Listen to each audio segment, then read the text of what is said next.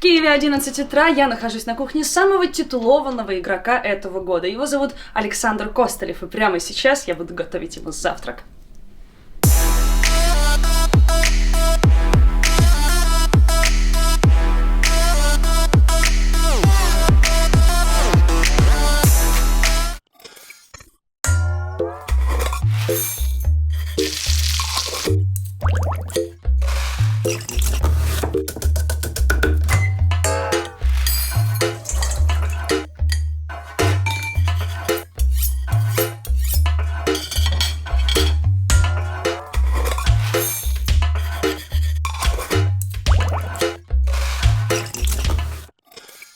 Когда в последний раз на этой кухне была девушка? Месяц назад. Готовила завтрак? Нет, не готовил завтрак. Засмущался сразу. Ну, то есть с тех пор, как у тебя официально нет девушек домой ты не водишь? И завтрака у меня нету. Хлеб с водой. Да. Завтрака нету. Я не завтракаю дома. К сожалению, без девушки дома вообще никак. Да, это такая горькая правда. Зови почаще в гости. У тебя сейчас такой, получается, выходной долгожданный. Сколько дней свободных тебе выдалось? Где-то дней 10 у нас есть. Потом начинается буткемп с 22-го. А потом 2 турнира в Дании. В Дании один, Оденс, и второй в Лиссабоне. Ну вот сейчас, я так понимаю, ты решил эти 10 дней стримить, сидеть дома, отдыхать, проводить время с родными. Да. Какие планы еще? Ну, просто, я не знаю, я катаюсь на машине и отдыхаю дома. И стримлю, когда надо потренироваться, что для людей не постримить. А на следующий свой мини-отпуск какие-то планы уже у тебя появились? Я никуда не хочу улетать или хотя бы улететь в ту страну, где есть зима. Ты хочешь Ну, зиму? Да, отпраздновать Новый год. Я не люблю летать в теплые страны зимой. Какие, например, варианты с зимним времяпрепровождением у тебя есть? Какие-нибудь, ну, лыжи, может быть, не знаю, сноуборд, не нет? лыжи, просто сама атмосфера зимы. Слушай, я когда зашла в твою квартиру, мне прям сразу бросилось в глаза свежевымытые полы. Сам мыл полы? Да, да. Ты часто дома? Что ты смеешься? Ну, это забавный факт. Просто я знаю, что очень редко, когда игроки профессиональные вообще, в принципе, что-то дома делают сами. Ну, надо же было как-то хоть впечатление произвести с хаты Симпла, с той знаменитой. Ничего не должно было поменяться, все должно было только стать лучше. Стало чище. Да. У нас сейчас есть на фоне твой друг, который сидит и играет в приставочку. Расскажи о нем немножко. Вот. Ну, это мой лучший друг Денис, я его уже знаю. Ой, я уже очень долго знаю, не знаю, лет 12, может, 13. Мы с ним познакомились на даче. У нас была дача, ну, там на одной улице мы с ними жили. Это было давно, лет, 10 где-то, вот так, 10-11 назад. И там мы с ним сначала, можно так сказать, не сдружились. Я его побил один раз. Общие интересы у нас были, это Counter-Strike, там мы в 1.6 играли, 2 на 2 турниры. Уже тогда Денис спрашивал меня, смогу ли я играть вместо игроков Нави. Он в шутку спрашивал, прикалывался, а ты стреляешь лучше, чем там Старикс или Зевс? Я говорю, ну может быть, да.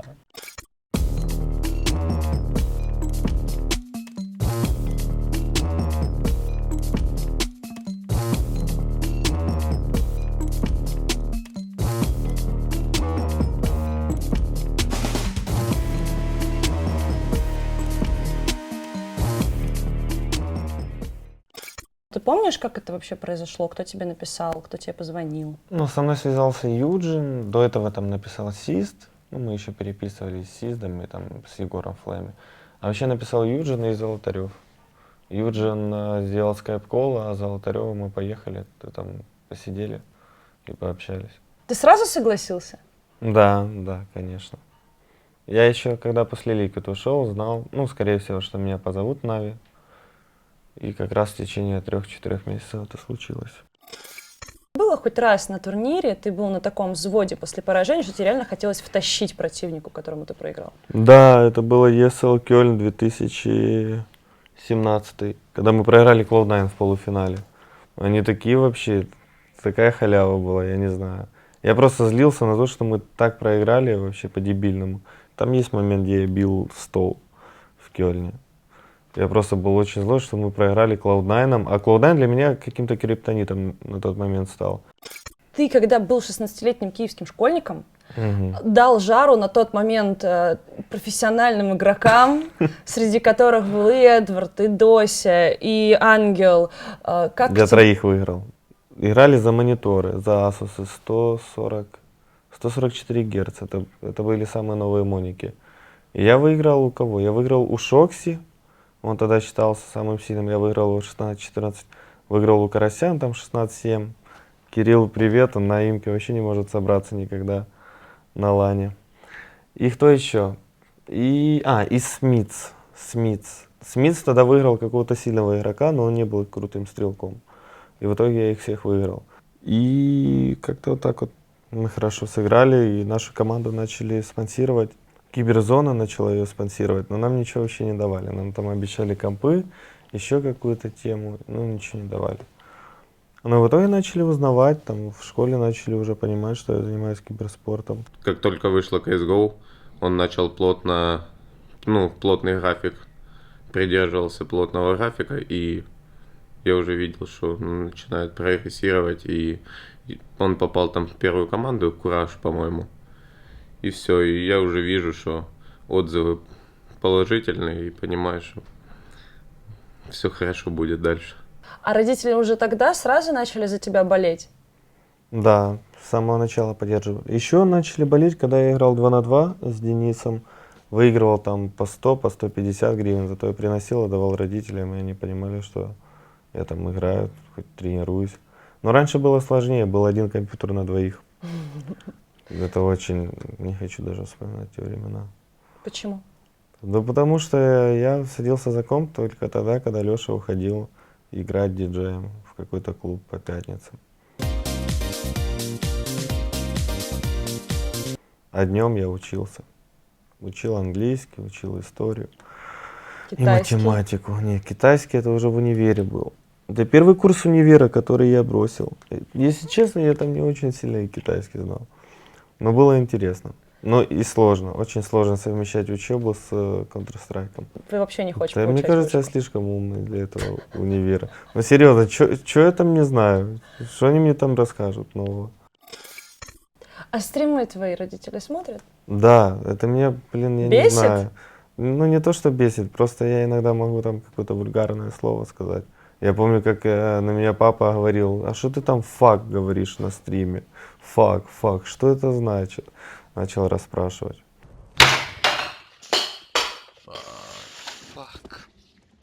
Fucking shit. I need power, guys. Или когда я Instagram Live делаю, вот там больше всего. Я сразу нажимаю на людей, которые заходят, там всегда или папа, или мама в топе висят в списке. Они вдвоем сидят и смотрят. Не, мне очень приятно, когда родители, они начинают узнавать что-то новое. Я всегда пытаюсь там разобраться в телефоне, еще где-то, чтобы у них все было новое и интересное. Чтобы они сразу все понимали. Папа уже новости изи читает. Какие еще им команды известные, игроки? Они знают вообще всех Всех, да. игроков, все команды, всю ситуацию. Ну, понятно, кого-то могут забыть, но из там Астралис, Фейс, Ликвид, знают всех, да. А есть какие-то игроки, которые нравятся родителям, не из Нави? Есть, которые нравятся, а есть, которые не нравятся. Расскажи. Я уже не помню, которые не нравятся или нравятся. Давай я могу сейчас позвонить Давай. и спросить. Давай на громкой позвоним. Блин, ну если родители скажут какого-то игрока. Сейчас они просто чуть заняты. Алло. Алло, мамуль, привет. Как дела? Привет, Сашенька. Здорово, у тебя? Все хорошо. Короче, хотел тебя спросить, какой тебе игрок больше всего не нравится с Counter-Strike? Такой ж, Мне нравится. да, такой аж неприятный. Ой, так кто нравится у меня. Кто? Ой, я сейчас... Саша. Ой, да, если честно, мне все не нравится. Ну назови кого-то. Ну хорошо, а такой именно, что раздражает? Раздражает, там он на вампира похож немножко. Так, а папа? Папа, я Что не папе не знаю. нравится? Щас Мама не еще. любит Астралис, я ее прекрасно понимаю. В общем, ниндзя суши уже привезли, поэтому я всех приглашаю к столу. Это, кстати, не реклама. Да, это не реклама, конечно же.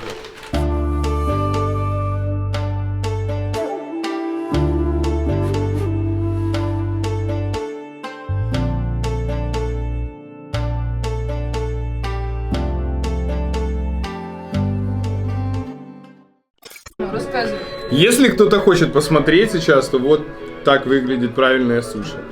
Количество рыбы, пропорции идеальные с сыром и авокадо, и все ингредиенты, они самые свежие. Алексей, когда вы позовете Фудмана? Наши суши это как Тиффани. Фудман сам должен захотеть. У тебя сейчас нет девушки, потому что это мешает все-таки? Ну, просто была девушка, и закончились отношения, как-то очень не хочется отношений. Ну, как давно закончились? Сколько прошло времени с тех пор? 3 или 4 месяца, да.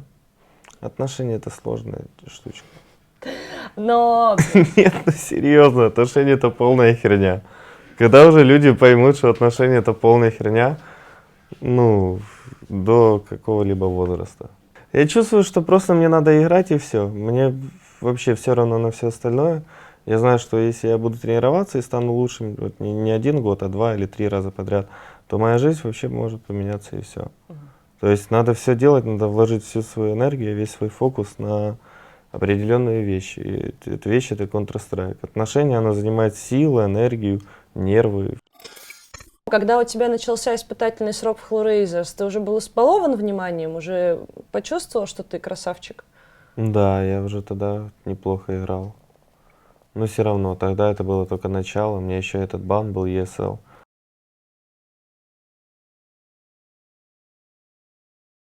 То есть, На 2 года, да, тебя да, забрали? пока этот бан не ушел, я ничего не мог сделать. Ну, Я не смотри. хотела брать ни одна команда, только из-за того, что у меня был бан. Я уверен в этом. Я благодарен тем Hellraisers, которые научили меня. То есть Карась, Марик, Дося и Кучер многому чему научили. С тобой вообще очень многие не могли сыграться, но вот объективные какие-то причины можешь перечислить? Почему? Да, это ESL бан. Это одна причина, которая была. Это когда я получил бан по другой игре, не мог из-за этого играть 3 или 4 года в CSGO на ESL турнирах. Мы, кстати, с Денисом, все тем же Денисом скачали чит, сыграли 1 раунд, нас забанило. В итоге я 3 года просто потерял. Ну, ты думаешь, только из-за бана? Никаких личных твоих качеств не рассматривалось? Вот. Нет, личные качества, понятно, что рассматривались, но я думаю, они все переходили вообще на второй план. Ну, потому что был ESL бан. Если бы не ESL бан, то все было бы намного проще. И намного больше опыта бы я получил, и, возможно, уже выиграл больше турниров. Ты как-то говорил, что Counter-Strike сильно отличается от Dota в основном тем, что там ты можешь в соло сделать всю игру. И что там ты один можешь затащить, и исход матча может от одного человека зависеть. Да. Почему ты в дуэльные игры не перешел или в соло-игры? То я не знаю, как-то всегда играл в Counter-Strike, поинтереснее убивать 5, чем одного. И, ну, я бы его сравнил даже со спортом, как бы психологически, такая же подготовка, как и в футболе или в баскетболе. Из-за этого это и интереснее, и больше эмоций дает. Ну, то есть какой-нибудь Quake или PUBG это не то? Нет, не вообще. PUBG это сразу отпадает, он как и Fortnite. Ну, это не компетитив игра, это игра по фану. Я видел, он где-то пошутил в каком-то интервью. Ему говорят, то как ты относишься к тому, что ты лучший игрок в мире? А он сказал, да нормально, так и есть. На самом деле, он такой немного с подковырочкой. Он часто меняет правила, но он не признает поражение. Ответь лучше нормально. Ой, Скажи 3 слова. Сильный, мужественный и спокойный. это ж неправда. Чем для тебя была команда Liquid? Одной из самых моих первых больших организаций, которая там научила меня очень многому, как человека и как игрока. Если тогда, когда я перешел в лигу, сравнивать там с Lipside или с Hellraisers, то вообще крупная разница. Ну вот расскажи, вот ты играл в СНГ командах, хрясь, ты попал в команду Liquid. Да, И там первые твои потрясения культурные. Ты живешь в доме с менеджментом, там, с директорами, ликвидами, с оунером, ликвидами, с людьми, с которыми ты всегда общаешься, и тебя чему-то учат. В спонсорских качествах, в качествах человека, там, в командных качествах, дают тебе какие-то советы, ну, все время тебе помогают. То есть Стив, менеджер, который был по League of Legends, всегда помогал мне, там, переводил текста, ну, я не знаю, решал какие-то мои проблемы. И всегда было очень просто жить в том доме, и все было очень легко. До этого в Hellraiser и Flipside у меня такого никогда не было.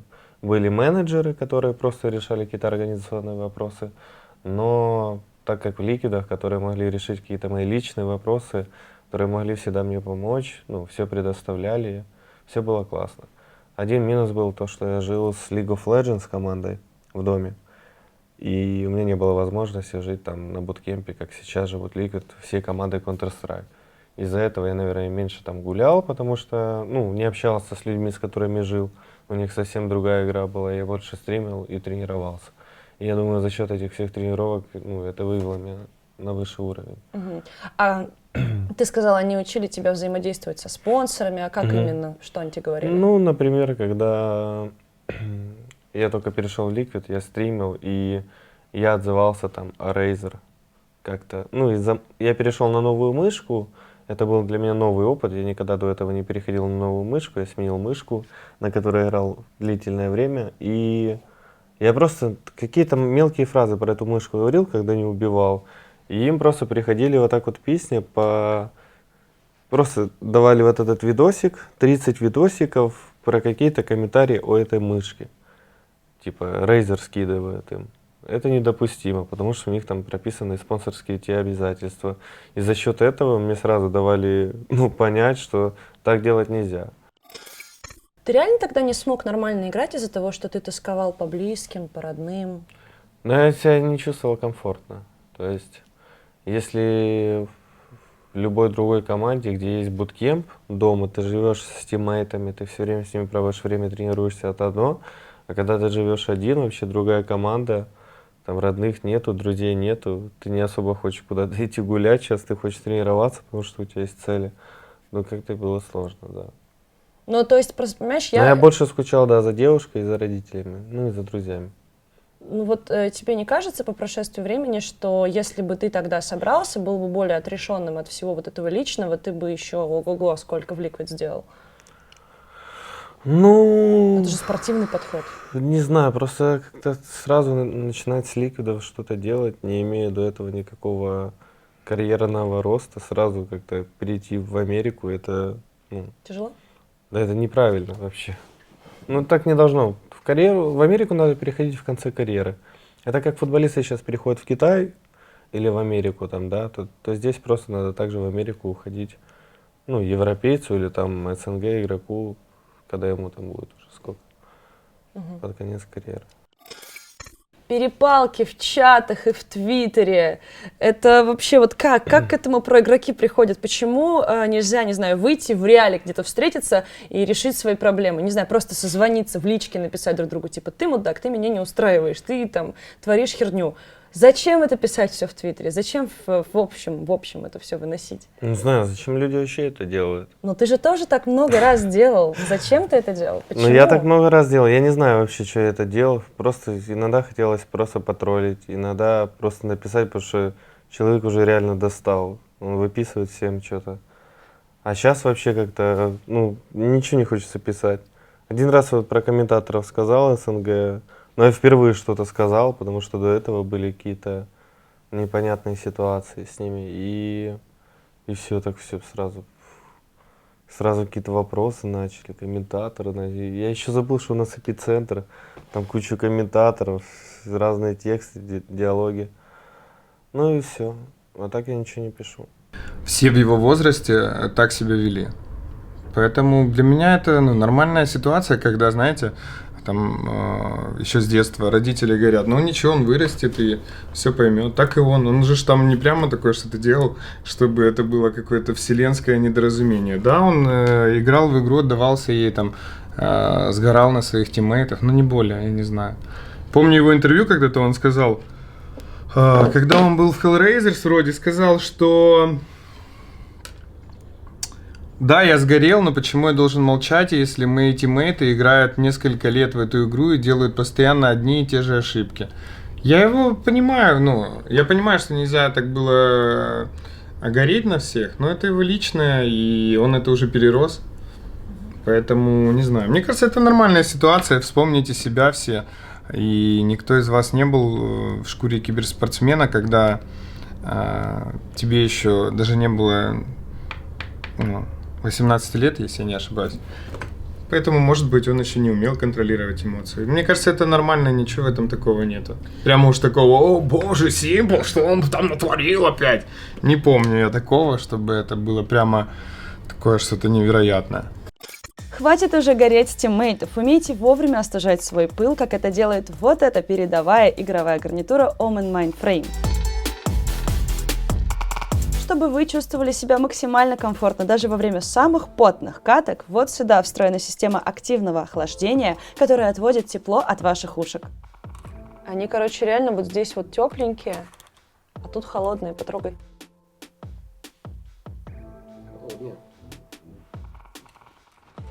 Технология Frost Cap постоянно поддерживает комфортную прохладную температуру внутри и позволяет хладнокровно мочить соперников. Голова точно будет свежей, а еще не будет болеть, потому что оголовье очень удобно регулируется ровно так, как вам нужно. Раньше, если бы я такое себе позволила, Женька меня бы убил, но сейчас попробую. Вот так вот можно делать! А еще с этой гарнитурой вы сможете вычислять врага еще до того, как он попадется вам на глаза, благодаря виртуальному объемному звуку. Кстати, регулятор громкости есть прямо вот здесь, вот он. А также микрофон с отключаемым индикатором, чтобы случайно не наговорить ничего лишнего в пабе.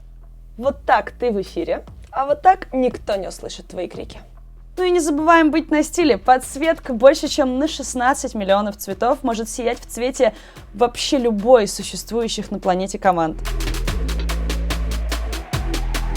В общем, хорошая вещь. Надо брать и становиться еще на один шаг ближе к большому профессиональному киберспорту. Ну а мы возвращаемся к Симплу.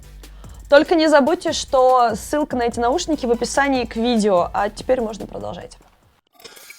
Про Кокорина хотела у тебя спросить. Учитывая то, где он сейчас находится, как ты вообще к нему относишься в целом? Да вообще я к нему нормально отношусь, всегда хорошо там общались, когда переписывались. Как так вообще вышло, что вы внезапно вот начали общаться с Кокориным? Ну, я знаю, что вы вместе там Ну, играли. не внезапно, просто увидели в инсте в этих предложенных.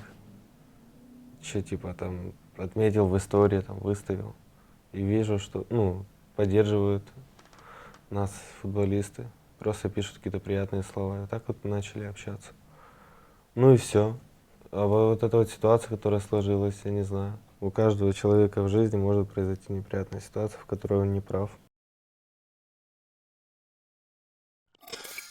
Тебе никогда не хотелось вот познакомиться с кем-то еще, кроме там Кокорина, вообще в футбольную тусовку как-то влиться, там, пообщаться с профессиональными спортсменами, там, дружить с ними, потому что ты знаешь, что они болеют там за вашу команду, еще что-то. Тебе это льстит вообще, что такие люди, как бы, они знают о ваших успехах? Не, мне просто приятно, что люди, которые я смотрел с детства, там, футбол, там, например, там, Андрей Пятов, который тоже очень часто, ну, пишет мне и всегда поддерживает. Мне вот только из-за этого приятно, что люди, за которыми я смотрел в детстве, сейчас могут мне что-то написать и также понаблюдать за моей игрой. А есть в еще другом какие-то виде. такие известные люди, которые там респектуют тебя? Как его, с Нью-Йорк Никс, с NBA? Как? Порзингис. А как полностью? Кристап. Как-то. Кристап Порзингис? Я уже не помню, просто там Инстаграм никнейм друг. Да, с NBA за Нью-Йорк Никс играет. Тоже пишет, всегда отмечает. Я аж удивился, он первый как-то отметил, и прикольно. Слушай, по сезону 17-18, вот, ну, 2017-2018, ты вообще обошел Миракла и Рамзеса как лучший киберспортсмен вообще в принципе. То есть, ну, у тебя реально уровень твоей успешности, он высочайший вот в твоей индустрии, в киберспорте. Да. Тем не менее, в доте призовые гораздо больше, да, там, рекламодателей больше, спонсоров больше. Тебе не обидно за это? Каждый в жизни получит свое, и все. Кому как предначертано, так и произойдет. Ну, то есть тебе не жалко, что вот, мне не жалко, был бы я в просто- доте, я бы вот вообще капец. Не, я просто знаю, что я здесь могу еще выигрывать. Ну, мы не стали лучшей командой в мире, а здесь это такая же главная цель, как и в доте, стать лучшей командой мира, где ты забираешь все. Конечно, тут все, оно меньше, но все же. Дотеры! КС лучше. Ты понимаешь, Да, то, что дотеры. сейчас мем создал? Да, дотеры. КС лучше. КС круче, потому что он динамичный, начинается раунд, новые свежие силы. можно совершить камбэк, можно сделать вот что-то невероятное на карте. А в доте кто-то пошел чай делать, из вас, кстати, наши дорогие телезрители, и все. 4 его сидят, ждут, и потом горят 60 минут, потому что один не успел там нафармить пару монет, или рукой печеньку кушал и не заденаил крипа, понимаете? Поэтому такая игра серьезная, в нее не пофанишься, надо все время гореть, а гореть никто не любит. Поэтому КСик — это наш выбор. Стильно, модно, молодежно, онлайн растет. Что тебя впервые побудило к благотворительности и какое направление ты для себя выбрал? Почему? Так получилось, что я вложил деньги на помощь больным детям, но мне кажется, самая большая для меня проблема, ну, которая беспокоит, это, наверное, помощь пожилым людям, которым не хватает денег. Ну, надеюсь, в дальнейшем я еще смогу помочь. И я хотел бы, да, чтобы тем самым, чтобы все остальные киберспортсмены видели, что у них тоже есть возможность помочь людям. У меня есть брат, у нас с ним разница 13 лет, и у нас эта разница, она очень сильно ощущается, как будто бы мы совсем из разных поколений. У тебя тоже старший брат, у вас тоже большая разница. Как вот у вас это происходит? Как ты ощущаешь эту разницу? Ну, раньше я ощущал ее очень большой, когда был маленьким. Но сейчас уже как-то все... Как-то, когда жизнь проходит, ты как-то понимаешь, как надо, ну, правильно жить, можно так сказать. И... Я не знаю, мы как-то с Лешей живем в одном направлении. Когда Саше было там 16, я заканчивал университет, снимался там в сериалах разных, и ему это нравилось, он к этому проявлял какое-то внимание. Поэтому я все равно чувствую, что он с меня берет пример. Я действительно это чувствую. Я не говорю, что такой классный, а вот, ну я правда вижу. Вот мне некоторые говорят, когда видят меня, а его меня не видели, и говорят: так теперь все понятно. То есть они действительно там говорят, что мы похожи там по поведению, не знаю. Все, что у нас сходится, это братская любовь, дружба. Мы помогаем родителям, часто видимся на все праздники. И вообще мы с ним, я не знаю, для меня Саша — это брат родной. Это для всех он символ, а для меня он просто Саня, честное слово. И он для меня вообще не поменялся никак. Каково себе вести бизнес с братом? Какие плоды первые от того, что вы это создали вместе? Да пока никаких, все деньги идут на открытие новых точек, чтобы, не знаю, больше продавалось, в больших доступных местах и была больше прибыль. 2 июля на мой день рождения мы решили заказать суши и пришли к выводу, что никто не знает, где заказать качественные суши со свежей рыбой. Так появилась идея открыть доставку суши. Я пришел к Саше, мы пошли на балкон разговаривать, я говорю: слушай, есть такая идея, будет прикольно. Он долго не думал, сказал: мне нравится, я люблю суши, давай откроем. То есть мы скинулись деньгами, одинаковым количеством денег. У нас еще есть 2 партнера, которых мы тоже также нашли. Они очень вовлечены в наше дело, они занимаются кухней, логистикой, и занимаясь маркетингом, и Саша тоже занимается маркетингом. Это семейный бизнес, и вот открыли суши и гордимся ими, если честно. Их кушает весь Киев, о них говорят на стриме, о них вчера говорил Елат на стриме. Да ладно, что говорил? Чуть сайт не лег из-за этого. Потом во время игры с бегами Кристал Мэй тоже рассказывал. Просто мы никого никогда не просили что-то рассказывать о этих суши. И вот так вот оно работает все. У нас есть приложение, сайт, все сделано просто четенько, в общем, нигде такого нету. Мне интересно, чтобы все было, я не знаю, качественно. Я Леше всегда говорю, чтобы не было этих минусов, которые могут появиться в дальнейшем. То есть там в курьерстве, там в каком-то там меньше риса или рыбы. Вот это вот больше всего интереснее контролировать. Итак, друзья, мы не просто так здесь все втроем сидим, но не только втроем, конечно, нас больше вообще-то. Алёш, тебя не видать. Я здесь. Привет. Я готовлюсь. Он готовится. В общем, у меня не случайно в руках розовый парик. я решила, что вот эти два брата прекрасных акробата должны сразиться в неравной битве в Mortal Kombat, потому что, по слухам, это одна из немногих игр, в которую Simple реально может кому-то проиграть. Так вот, значит, наказание такое. Это вранье. Это вранье. Simple во все игры на самом деле хорошо играет. Я не шучу, ребят. Вот сейчас убедитесь, это же все не подстава. Ну, сейчас посмотрим. Anyway, вы должны знать правила. Пацаны, вы играете Бо-5 рандомными героями, 5 раундов.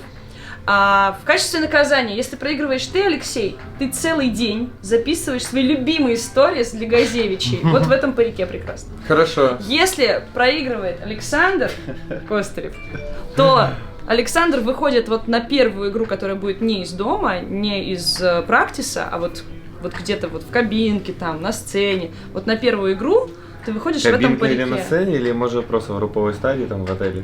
Но если тебя будут снимать. Условие, чтобы тебя снимали на камеру. То есть, если это кто-то видит, то ты выходишь вот в этом вот парике на первый матч. Окей. Да, и сидишь в нем, играешь первый матч. Ну тогда я вряд ли проиграю. Так. О, сейчас Город. подождите. Количество модификаторов ставь больше, как можно больше. Вот, так намного интереснее играть, тут хоть рандом какой-то есть. Сейчас тоже вот У меня есть фанатский шанс сектор победить. займу. У меня есть шанс победить, Так если... подожди. А что? А что? Что будет происходить вообще? Что вы Смотри, играете щас мы по узнаем. 5 рандомными героями на рандомных вот этих А настройках. модификаторы? Вообще, они сейчас покажут, они рандомно выдают. Там может быть типа бой без ног, понял? Жесть. Очень жестко! Нет! Я проиграл! Суперудар! Бро, мне ничего не надо делать, я могу просто вот. Я не хочу ходить в этом парике! Нет! У-ху! Нет, ну это не считается. Как это не считается? Это Мы считается. играем по 105, это 1-0, первый раунд. друзья, 1-0. Какой 1-0? Это ж... Это 1-0. Ну это 5 побед как? А как делать комбо? Жень, подскажи. Вот Как так ты вот. его сделал? Я выиграл! Он выиграл! Что? Ты видел? Как это было? заморозил как-то этот. Жесть, это эти модификаторы, но это читерство. Мало кто знает, но человек, который находится сейчас за кадром, вот, который снимает все вот это вот, Евгений, он выигрывал даже соло в Mortal Kombat, поэтому он сейчас может подсказать, как делать комбо Сашке. Как сделать комбо? У меня Ну, фуловая сделай. стамина. Квадрат, треугольник, пробуй. Квадрат, А Тихо! На, пошел вон отсюда! Нет, подожди! Да, я... Чё, братишка? Да, я попробую. Дай попробуй, подожди, не бей. Кунзинь. И тебе кунзинь выпал. О боже. ты- Они мощные. Да, они там мощные, только кто это? Ты как ими стрелять? Кунзинь, это хорошо. Как стрелять с этого лука? Не знаю. Всегда пробуйте вниз, назад, квадрат, вниз, квадрат, 0. Вперед, назад, 0. Вперед, назад, квадрат. Короче, Вниз, назад, квадрат, вниз, назад, 0. Вниз, назад, 0. Вниз, назад, квадрат. С другой стороны, Алексей, у тебя уже личная жизнь налажена, и тебя за парик как бы уже никто не осудит. Да. А его с париком могут потом еще и не взять больше. Нет. Если Саня сейчас меня побеждает, он выходит в плей-офф. Если я побеждаю, то это гранд-финал был.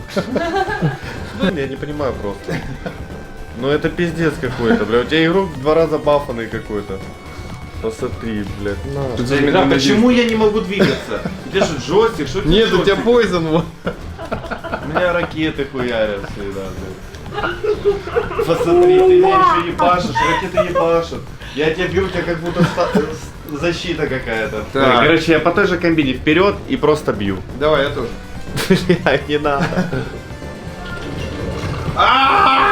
Он использовал этот суперудар! Посмотрите, это очень жестко. Боже, сколько я тебе хп снимаю. А, А, больно, так больно, подождите. больно. Я выиграл. Да, ребят. Ну, опять что же, Надя делаешь? болела за Алексея. хотела, Спасибо, чтобы- что села сзади. Мой парик. Я хотела посмотреть, как ты пойдешь на турнире. Лех, Алексей, ну выбери себе померяй. день. Померяй. Нет, я сейчас расскажу. На самом деле, друзья, как все будет. Смотрите. Значит, Алексей, так вот, вот моя подруга новая, мой друг Алексей, значит, ну, ты причешешься потом, накрасишься, вот эту всю укладочку сделаешь. Короче, на следующий день после выхода этого выпуска все следим за инстаграмом Алексея Костылева, мы сейчас вот тут напишем снизу, и, значит, наблюдаем, как он выкладывает сторис. Да. В конце я хочу просто прокомментировать. Меня просто валили какие-то шипы, непонятные, откуда они берутся. Модификатор был, какие-то боевые модификаторы. Это все промыслы Симпла, если честно. Просто чтобы не выходить на сцену. Ну что ж, я проиграл, я выполню. Модификаторы мне чуть помогли, я только на них и надеялся. Вот так вот, видите, модификаторы. Я очень рад, что я победил, и мне не нужно будет надевать никакой парик на плей-офф следующего туре. Какие вообще вы видите перспективы в вашем развитии как игрока в Mortal Kombat? Может быть, буткэмп какой-то будет в скором времени у вас? Ну, я буду стараться больше проводить времени в эту игру. Евгений сейчас закончит снимать, подучит меня чуть-чуть, и мы будем дальше тренироваться и двигаться в том же направлении. Спасибо большое, мы будем следить. Это команда Александра Костылева, Simple Team. На этом, друзья, наш ламповый домашний киевский выпуск с Simple подходит к концу. Тебе понравилось? Да, все было очень классно. Сашка любит доту, сидит, обнимается с Вардом. Подписывайтесь на канал Миссис Марпл, заказывайте суши. Да, ставьте лайки, оставляйте комментарии, чтобы мы получали ваш фидбэк. И Маша, да, смогла разобраться, что вы хотите, кого бы вы хотели видеть, может быть, в следующих выпусках. В общем, ставьте лайки, подписывайтесь на канал, нажимайте колокольчик, вы все это знаете. И увидимся. Да, всем пока. Флекс. I regret where I came from in my old hood. Moving like I got a west on me. I'ma keep on winning. You should place your bets on me. I can open up a bakery, baguettes on me. Oh, well,